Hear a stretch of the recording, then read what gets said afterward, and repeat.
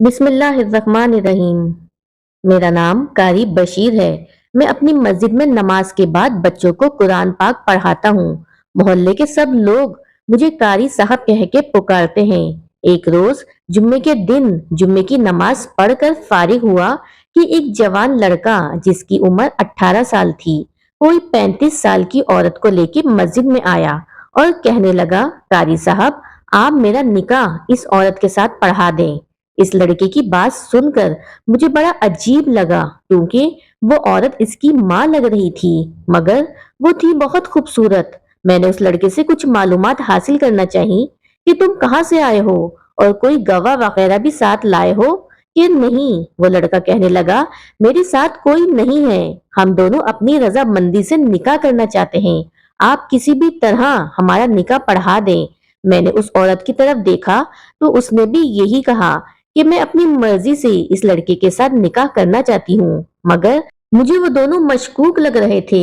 ऐसे लगता था जैसे दोनों घर से भागकर आए हों। कल को अगर कोई पुलिस वाला मामला हुआ तो मैं पकड़ा जाऊंगा, इसलिए मैंने निकाह पढ़ाने से इनकार कर दिया। तभी उस लड़के ने अपनी जेब में हाथ मारा और 50,000 रुपए मेरे सामने रख दिए और कहने लगा, ये आपकी फीस है और मैं इस बात की गारंटी देता हूँ कि आपके साथ कोई मसला नहीं होगा। सच कहूँ तो मैं 50,000 देखकर लालच में आ गया था और मैं उन दोनों का निकाह पढ़ाने के लिए राजी हो गया। मैंने उस लड़के को कहा कि ठीक है, मैं निकाह पढ़ा देता हूँ, मगर इसके लिए गवाह होना लाजमी है। तुम गवाह लेकर आओ, फिर तुम्हारा निकाह हो जाएगा। वो लड़का 1 घंटे में गवाह लेकर आ गया और मैंने उन गवाहों की मौजूदगी में उस लड़के का निकाह उस औरत से पढ़ा दिया। निकाह के बाद वो दोनों वापस चले गए, लेकिन कुछ दिनों बाद फिर एक अजीब वाकया हुआ जिसने मुझे दोबारा उस जोड़े से मिलवा दिया। एक दिन मैं कब्रिस्तान गया तो मेरी नजर एक कब्र पर पड़ी जिस पे बहुत सारे फूल डले हुए थे। मैंने दिल में कहा कि मैं पहले इस कब्र पे फातह पढ़ लूं। अभी मैं इस कब्र के पास खड़ा ही था कि मेरे कान में सिसकियों की आवाज आने लगी। मैं एकदम से चौंक गया। मैंने पीछे मुड़ के देखा तो मेरी जान निकल गई, क्योंकि सामने एक औरत जिसने काला बुर्का पहना हुआ था और वो दीवार के साथ बैठी रो रही थी। मैं उसके पास चला गया और आराम से वहां खड़ा हो गया। फिर मेरे जहन में पिछले गुजरे वाकियात किसी फिल्म की मानित चलने लगे। ये बुर्का, ये हुलिया और हाथ पांव बिल्कुल उसी औरत जैसे थे जो कुछ दिन पहले मस्जिद में निकाह के लिए आई थी। इसकी रोती हुई आवाज सुनकर मैं बहुत कुछ समझ चुका था कि शायद जिससे इसका निकाह हुआ है वो मर गया है और शादी के कुछ दिन बाद ये औरत बेवा हो गई है। मैंने देखा वो मुसलसल रो रही थी। फिर मुझे वहां मौजूद पाकर मुझ पे नजर पड़ते ही कहने लगी, तुम यहाँ क्यों खड़े हो? मुझे बर्बाद करके चैन नहीं आया तुम्हें? मैंने हैरत से उसकी तरफ देखा और कहा कि मैंने आपको कैसे बर्बाद कर दिया है? आप तो अपनी मर्जी से निकाह के लिए आई थी। वो औरत कहने लगी, अगर तुमने मेरा निकाह पढ़ाया था तो तुम ही ने मेरी बर्बादी की कहानी लिखी है। ये कहकर वो दोबारा रोने पीटने लगी और अपने हाथ कब्र पर मारने लगी। मैंने पूछा, क्या आपका शौहर मर गया है? नहीं, वो तो नहीं मरा, बस मैं मर गई हूँ। वो ये कहकर फिर से रोने लगी। बेदिहानी में उसके चेहरे का नकाब हटा तो मैं उसे देखता ही रह गया, क्योंकि उस दिन मैंने उस औरत को गौर से नहीं देखा था। वो बेहद हसीन औरत थी। उसकी उम्र शायद ज्यादा हो, लेकिन चेहरे पर इस कदर खूबसूरती थी, मैंने आज से पहले इतनी खूबसूरत औरत नहीं देखी थी। मैंने कहा, आपको इस वक्त यहाँ नहीं होना चाहिए। मगरिब का वक्त होने वाला है और यहाँ पर अच्छे लोग नहीं आते। आपका यहाँ बैठना मुनासिब नहीं है। मेरी बात सुनकर वो बोली, आप मुझे अपने घर ले चले, मैं आपकी खिदमत करूंगी, आपके घर के काम करूंगी। इसकी बात सुन के मैं चुप हो गया। मैंने उसे बताया कि तुम मेरे घर तो चल सकती हो, लेकिन खिदमत करने का मैं कुछ नहीं कह सकता। मैंने उसे अपने साथ अपने घर चलने का कह दिया। वैसे तो मैं पैदल ही कब्रिस्तान आया था, मगर उस औरत की वजह से अब मैंने एक रक्शे को रोक लिया था। हम दोनों उसमें बैठ गए। थोड़ी ही देर बाद मेरा घर आने वाला था। मेरे दिल में हजारों सवालात हैं कि मैंने आखिर इस औरत की बर्बादी कैसे की। थोड़ी देर बाद हम लोग घर पहुंच गए। मैंने उसे अपने कमरे में बैठने का कहा। मेरे पास एक ही कमरा था और मैं इस घर में अकेला ही रहता था اور میں باہر چارپائی پہ آ کے لیٹ گیا۔ میں نے اپنے ایک شاگرد کو فون کر دیا تھا کہ وہ مغرب اور عشاء کی نماز پڑھا دے۔ میں اس عورت کی وجہ سے مسجد بھی نہیں جا سکتا تھا۔ وہ عورت میرا خالی گھر دیکھ کر ڈر گئی اور کہنے لگی کہ آپ اس گھر میں اکیلے ہوتے ہیں اور دوسرا کمرہ بھی نہیں ہے۔ میں نے کہا نہیں، یہ ایک ہی کمرہ ہے کیونکہ میرے ماں باپ نہیں ہیں۔ پہلے میں اپنے رشتہ داروں کے ساتھ رہتا تھا، پھر یہاں آ گیا۔ میری بات سن کر وہ تھوڑی پریشان ہو گئی۔ میں پہلے ہی گناہگار عورت ہوں، آپ کا گھر بھی میری وجہ سے تباہ نہ ہو جائے، اس لیے میں صبح واپس چلی جاتی ہوں۔ بس آج کی رات مجھے آپ یہاں رہنے دیں۔ اس سے پہلے کہ میں اس سے مزید بات کرتا، میرے گھر کے دروازے پر دستک ہونے لگی۔ میں چونک گیا تھا۔ میں نے دروازہ کھولا تو سامنے محلے کے 3-4 افراد کھڑے ہوئے تھے۔ میں انہیں دیکھ کر سمجھ گیا کہ یہ کیوں آئے ہیں۔ میں نے ان سے آنے کی وجہ پوچھی تو وہ کہنے لگے، قاری صاحب، ہم آپ کی بہت عزت کرتے ہیں مگر یہ شریفوں کا محلہ ہے، ہم یہاں پر بہنوں بیٹیوں والے ہیں اور آپ یہاں اکیلے رہتے ہیں۔ آپ ہماری مسجد کے امام ہیں، ہم نے آپ کو رہنے کے لیے اس محلے میں ایک مکان بھی لے کر دیا، ورنہ ہم اکیلے لڑکوں کو اس طرح محلے میں رہنے نہیں دیتے۔ لیکن آج جو آپ نے حرکت کی ہے وہ ناقابل معافی ہے۔ آپ اپنے ساتھ کسی عورت کو لے آئے ہیں، اب وہ عورت یا تو ہمارے گھر میں رہے گی یا آپ اسے یہاں سے بھیج دو۔ ہمارے محلے میں سب شریف لوگ رہتے ہیں، ہم امید کرتے ہیں کہ آپ ہمارا بھرپور ساتھ دیں گے اور اس عورت کو ہمارے حوالے کر دیں گے۔ میں نے کہا آپ نے تو میری مشکل حل کر دی ہے۔ دراصل یہ ایک مجبور غریب اور لاچار عورت ہے جسے میں بڑی مشکل اور بڑی مجبوری میں اپنے گھر لے کر آیا تھا۔ اگر آپ انہیں اپنے گھر میں رکھ سکتے ہیں تو رکھ لیجئے، مجھے اس سے کوئی غرض نہیں ہے۔ کچھ دن پہلے میں نے اس کا نکاح ایک لڑکے سے پڑھایا تھا۔ میری بات سن کے وہ بزرگ لوگ خوش ہو گئے، کہنے لگے کہ ٹھیک ہے، آپ اس خاتون کو ہمارے گھر بھیج دیں، یہ میری بڑی بہن کے گھر رہے گی۔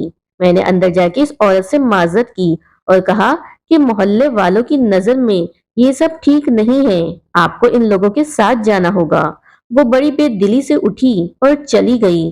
اگلی صبح وہ سب لوگ میرے گھر آئے اور مجھ سے معذرت کی اور کہنے لگے کہ آپ اس عورت کو دارالامان چھوڑائیں، وہاں قانونی معاملات ہوتے ہیں، یہ عورت وہاں پر بالکل محفوظ رہے گی۔ میں نے اب بھی کوئی اعتراض نہیں کیا تھا۔ میں نے محلے میں ایک بزرگ کو ساتھ لیا اور اس عورت کو رکشے میں بٹھایا اور ہم لوگ دارالامان کی طرف چل پڑے۔ میں نے کہا ہمارے پاس زیادہ وقت نہیں ہے، آپ کو مجھے اپنی ساری کہانی اب یہی سنانی ہوگی۔ پھر وہ عورت اپنی کہانی سنانے لگی، کہنے لگی، قاری صاحب میں آپ کو کیا بتاؤں، میں تو دکھوں کی ماری بد نصیب اور بے حیا عورت ہوں۔ اپنی بے حیائی کے لیے اللہ سے معافی مانگتی ہوں کہ شاید اللہ مجھے معاف کر دے۔ یہ بات زیادہ پرانی نہیں ہے، 2 سال پہلے کی بات ہے۔ میرا شوہر مجھے نظر انداز کرنے لگا تھا۔ ہماری شادی کو 10 سال ہو چکے تھے اور ہماری 7 سال کی بیٹی بھی ہے۔ میرا شوہر مجھے ہر بات پہ تانا دینے لگا تھا کہ تم پہلے کی طرح خوبصورت نہیں رہی، شادی کے بعد تم بدل گئی ہو، اپنا خیال نہیں رکھتی۔ ان کی باتیں سن سن کے میں بہت پریشان ہو چکی تھی۔ پھر میں نے ساری باتیں اپنی سہیلی کو بتانا شروع کر دی۔ میری سہیلی نے مجھے یہ مشورہ دیا کہ تم اپنے شوہر کو خود اگنور کرنا شروع کر دو، اس طرح تمہارے شوہر کو تمہاری اہمیت کا پتہ چلے گا۔ مرد کو جب تک اپنی بیوی کا احساس نہ ہو تب تک وہ اس کی قدر نہیں کرتا۔ تم اس سے دور رہو گی تو وہ تمہارے لیے ترسے گا۔ میں بھی بے وقوف تھی، میں نے اپنے شوہر سے دور رہنا شروع کر دیا۔ جب بھی ان کا موڈ اچھا ہوتا تو میں کہتی میری طبیعت خراب ہے، میں جان بوجھ کر اس سے لڑنا شروع کر دیتی۔ نتیجہ یہ ہوا کہ بجائے وہ مجھے مناتے، میرا شوہر رات کو دیر سے گھر آنے لگا اور جب بھی وہ آتا میں اس سے لڑنا شروع کر دیتی۔ میں اسے کہتی کہ تم میرے ساتھ بات نہیں کرتے ہو، دیر سے گھر آتے ہو، میرا خیال نہیں رکھتے ہو۔ وہ مجھ سے بحث بھی نہیں کرتا تھا۔ ایک دن میں رو رہی تھی کہ میرا 18 سالہ دیور میرے پاس آیا اور کہنے لگا، بھابی، بھیا تو آپ کو بہت زیادہ نظر انداز کرتے ہیں، یقین جانیں وہ باہر کسی عورت کے چکر میں پڑے ہوئے ہیں۔ میں نے 2-3 مرتبہ ان کو اس عورت کے ساتھ دیکھا ہے اور میں یہ نہیں جانتا کہ اسے موٹر سائیکل پہ بٹھا کے کہاں لے جاتے ہیں۔ دیور کی یہ بات سن کر میرے تو تن بدن میں آگ لگ گئی۔ बजाय मुझे मनाने और मुझसे सुलह करने की, वो दूसरी औरतों के चक्कर में पड़ गए थे।